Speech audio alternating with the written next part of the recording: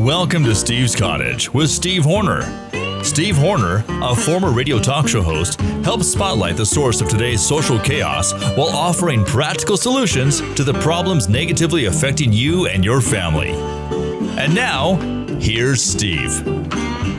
Hello, everybody. I'm Steve Horner. Welcome to the Cottage. And if the Cottage is rocking, don't bother knocking. Just come right on in because you're the kind of guy that we want. No sheep allowed here. No beta males. We want everybody forthright who can come in, speak their opinion, and get ready for some lively discussion. We are living the dream here at the Cottage. So I'm so happy that you could join us. I got a great show for you today.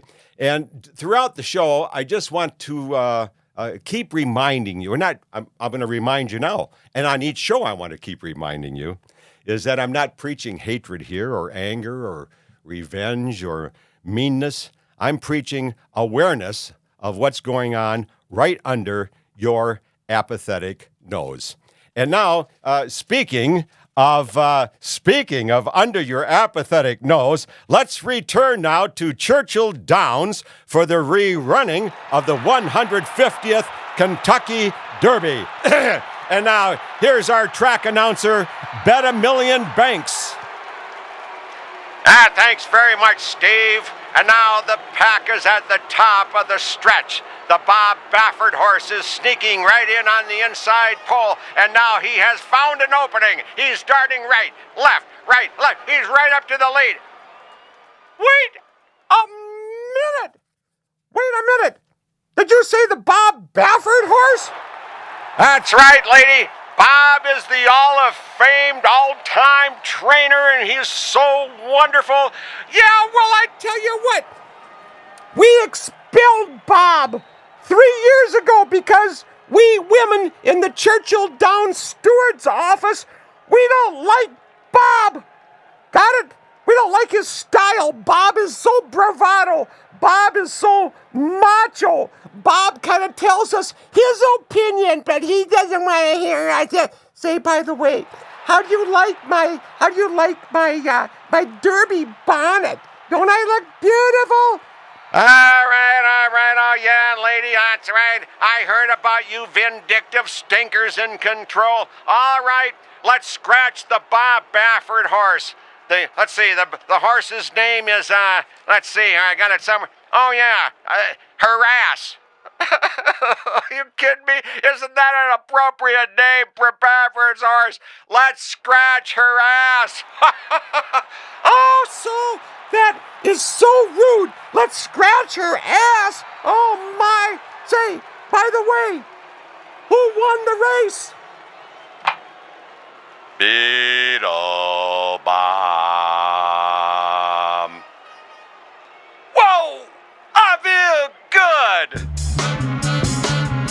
Like I knew I would. I feel good. Like I knew I would. So good. So good. I got you. Oh, yeah, baby. You gotta watch out for those stinkers in control. That's a little kinder than what I usually say, cunts in control. You know, a lot of people are just getting so. But I think it's one of those terms that I own. You know, if we go to the old website right now, Sean, we'll see that the CUNT is an acronym. That's the big selling book right now at stevehornerbooks.com. C.U.N.P.N.T. Can't understand normal thinking. Yes, those women, they do have their periods. But we men, we have our exclamation marks. Let's start using it. Thumping on that table. That's right. And the sequel to CUNT is Consequences. That's beautiful. That talks about the tragedies associated with cunts. And you're going to hear more about that during this program. I would say that cunts in control, like the steward at Churchill Downs, that cunt in control, that's a consequence, you see. She gets into a position of power and she just rails all over the white guy, outspoken Bob Baffert, who was charged with, drug use on his horse, but he claims he didn't. It was examined, re-examined. Even his competitor said Bob didn't cheat. It was a 2-year expulsion. Bob came back and the CUNTS said he wasn't contrite enough. You see, that's the arrogance and vindictiveness that I'm talking about. And that's not justice, that arrogance and vindictiveness. That is revenge. Say, the horse that won the race in the replaying of the 150th Beetle, Bob. Are you familiar with that at all? It was it's from a comedian who did a lot of radio and LP records back in the 50s. His name was Spike Jones, and he was kind of a forerunner to the oddball comics like Dr. Demento. But anyhow, that's how the CUNTS in control roll. You kiss their ass or you pay a price. Just ask Donald Trump about these CUNTS in control. But Trump is no ass kisser, nor is Bob Baffert. These CUNTS act out of arrogance and vindictiveness, and I think now, especially with the Trump ordeals, America is seeing this. It's pretty blatant, isn't it? And I don't think that these CUNTS in control have any business being in control because of their arrogance and vindictiveness, because it's all their policies are so are so counterproductive. And a lot of people will say, well, Steve, you don't like women. You're a misogynist. I'm saying, no, I'm speaking about what I think is quite apparent to America, that these women in control, even in single parenting, can't hack it. Women socialized to be the parent. When they're alone without the man in the house, they can't hack it. The kids are in jail or in the graveyards, and you ask any superintendent or police chief on the job if I'm not right, and they will agree with me. Because, you see, here's the deal, folks. The women are wired differently. So I'm not the first to talk about this gender issues. I seem to be alone in the field right now, aren't I? But, you got to make a stand for what you believe in. It just seems so apparent to me. And the evidence is so clear. And the history on it is so profound. It's in the Bible. Now, I'm not a big Bible thumper, but if you go to 1 Timothy chapter 2, 9 to 12, read those verses, read the adjoining paragraphs, and you'll see these women should have no sway over men, shall not be in positions of public policy making. That's because these, and the Bible thumpers, they believe it's the Word of God. Now, they will dance away from those particular verses, because when I bring it up to them, they say, oh yeah. Well, doesn't that make it pretty clear that women just, yeah. Say, how's the weather? I mean, they just don't want to get into that buffet line. They'll take everything around it, and they'll preach the goodness of the Bible, saying it's the Word of God, but they won't touch that one, but they all know about it, you see? So it's not just Steve's Bible. You go check it out in any Bible. If you don't have a Bible at home, you should have, just to see what these words of wisdom have said over the centuries, which is always good. It's checking out to see what wisdom has been professed over the centuries is always a good idea. But that's 1 Timothy chapter 2, verses 9 to 12. Now, here's an example. Here's an example of CUNTS in control. You heard the Bob Baffert situation. Okay, now, my friend Joe at UPS, if I'm walking down the compound at this little HOA where I live to get my mail, Joe might come in with his big UPS truck. Hey, Steve, you troublemaker, how you doing? We'll stop and we'll BS for a little bit there. And he was very frustrated one day last week because he was running late. And he was saying that the deliveries are all marked wrong and they're all stacked wrong, and he can't just it's slowing him down at each stop because he has to look longer and harder for the package to be delivered. And I said, well, why is that happening? He says the guys on the conveyor had to hurry, and so they got sloppy. So I said, you see where I'm going on this? I'm backing it up. So who's in charge of the conveyor speed? He says it's the woman. I'm being kind. It's the woman in control, but nobody on the floor or any of the drivers dare confront her on this idiocy for fear of jeopardizing their jobs. You see, they got to dance around and walk on eggshells because it's a female. Is that productive? No. How about if it was a big beer drinking Joe or Ted? Hey, Ted, these guys on the conveyor can't keep up. Slow that goddamn thing down. Okay. You can't talk that way to Marcia, Judy, Cynthia, or Barb, you see, because then you might be harassing her. Is that productive? No, it's counterproductive. So as I wrote in my sequel to CUNT, which is Consequences, it's a homonym. It's a play on words. In fact, then this becomes a consequence. Now here's another consequence, and a lot of consequences are in my book called Consequence, which is a sequel to CUNT, which is a heavy-duty book with a lot of great stories about how we got to where we are today, how we can get the problems that it creates, and the solutions, which you won't find a lot on shows like Hannity or in other books that always talk about the problems. I'm a good guy at telling you solutions, or at least giving you my opinion.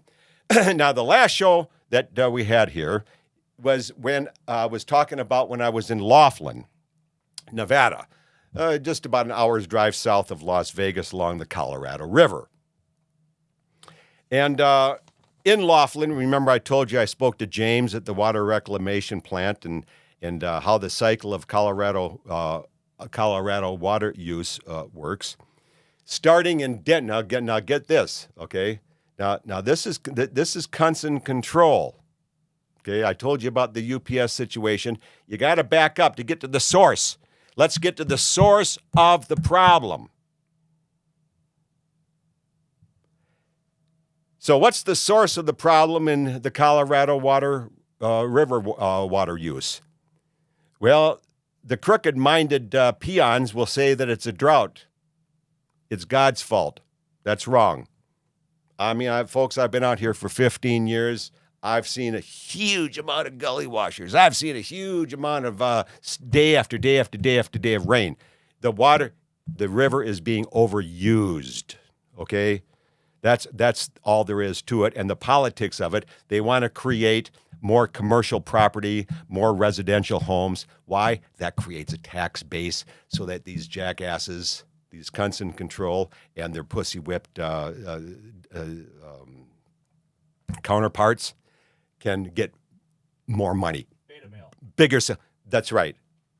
The beta males counterparts can, thank you, Sean, can reap more salaries. Short-sighted? Of course it is. But they're stupid people. And of course, a lot of Americans, they want that. They demand that.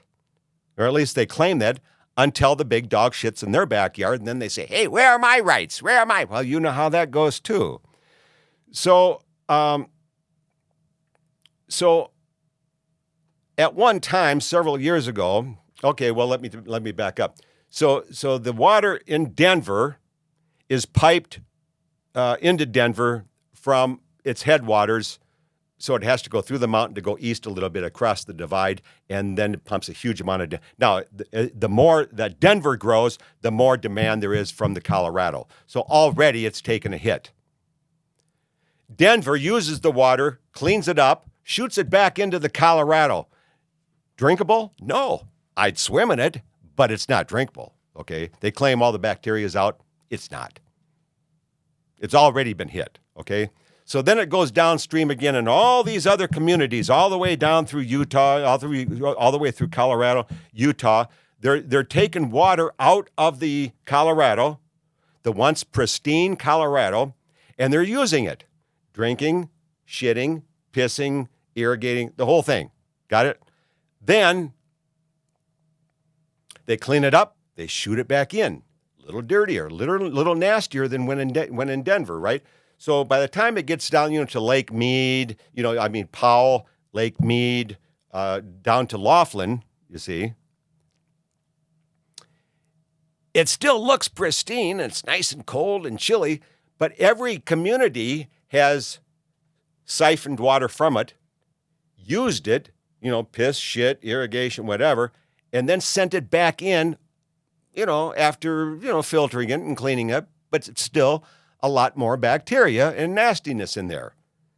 And so that is, I think, a real bad consequence that is not going to go away because the cunts in control keep denying that there's a problem. I called this Pat Mulroy. It's a woman. Pat is the woman, and she's no longer in charge. But she was in charge of the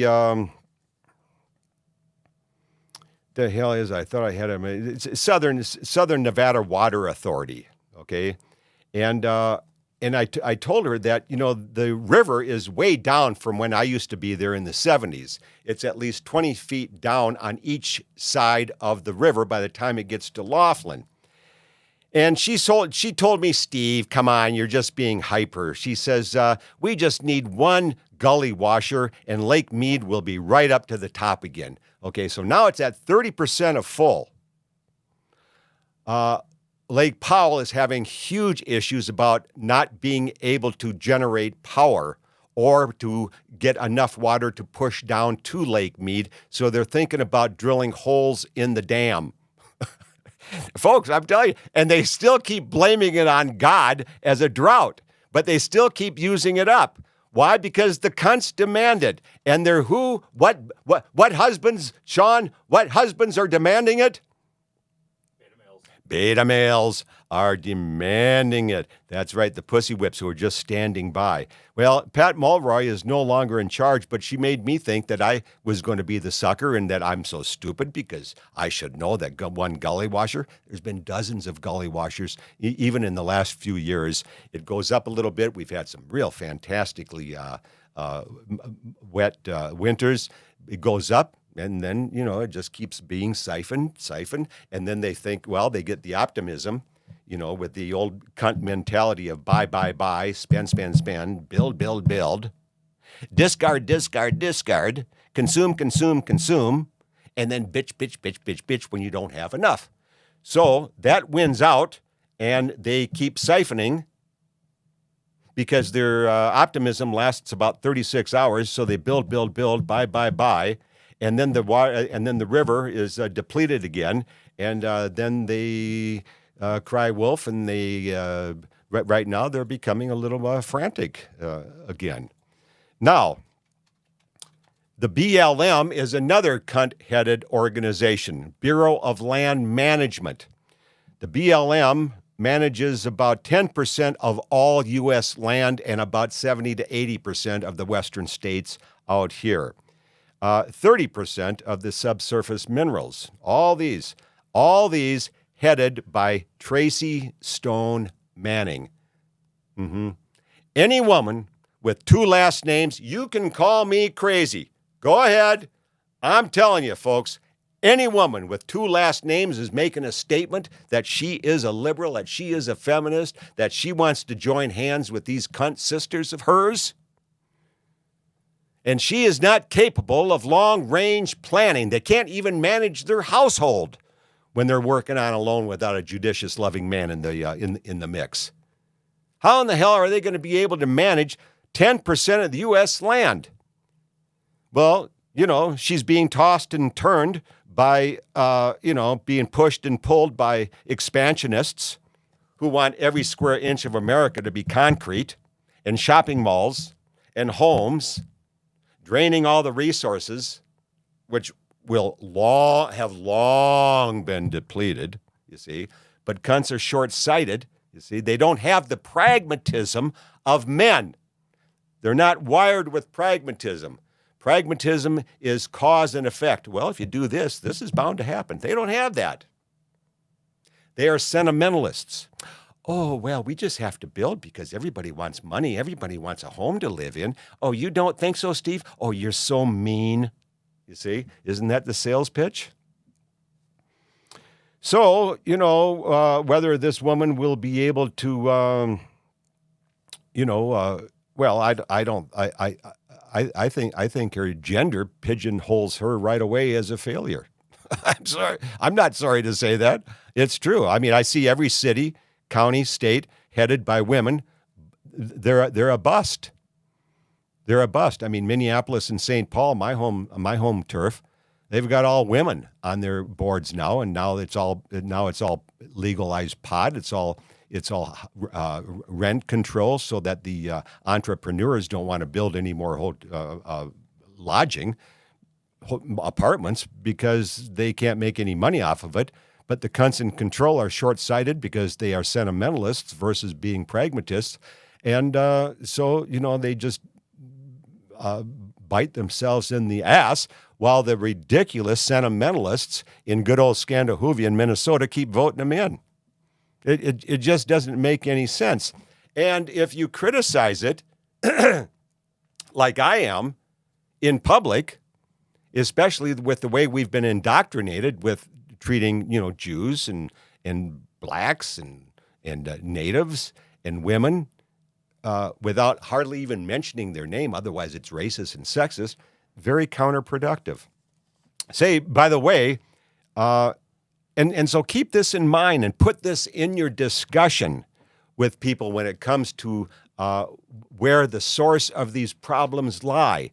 And don't be afraid to speak your mind. And don't be afraid to buy one of Steve Horner's books at stevehornerbooks.com. I mean, folks, they're priced right. By the way, here, before we wrap it up today, but remember the nature of the show, get to the source of the problem, okay? What is the source behind the source? Get to the very root of what's causing the problems, whether you're in school or in business or in the legislature or running a company like UPS. Say, by the way, I was certainly 100% correct on my calculations of I'm going to call it the Forever War. In that land, formerly known as Palestine, which it was before the name Israel came on board, and that's that sand pit covering the whole eastern shore of the Mediterranean.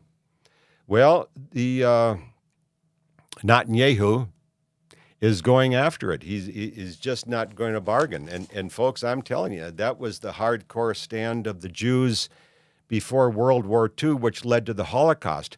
They were tightening up money. The Jews ran the banks. They were tightening up money. The Jews were in the media. They were criticizing Hitler and the Nazis. And I'm not saying they were good guys. I'm just saying bad move. Bad move. You should have moved to, You should have followed those folks who were fleeing that area long before the Holocaust came along, because it pissed off a lot of people. And Hitler felt that he got to the root of the problem, because this is what the Jews don't want you to know. They aren't Nazis. They aren't right-wing. They are left-wing. They are led by communism because Karl Marx was their chief leader. Karl Marx of the Communist Manifesto. And that's what they still don't want you to know. And that's why the idiots protesting the Israelis on the campuses, all run by cunts, all those Ivy League schools, all run by cunts, right? They can't control the herd. They are under the impression that the Jews are right-wing. That's why they call them Nazis. But that's how stupid they've become, because these lefties over here in the protest line are calling the Jews right-wing, but they are also lefties. The Jews have called them conservative because they wanted to distance them from Karl Marx. Now the lefties on the campus pigeonhole them with Trump, and you know how they hate each other. And I got to go. And folks, as you are climbing these mountains, you get off that often traversed trail and get into places unknown to get to the top, because it'll give you better rewards, greater memories, and it'll make you feel better about yourself. Thanks for joining me. In the meantime, you take real good care of yourself. Thanks for joining us. Visit Steve's Cottage again with Steve Horner.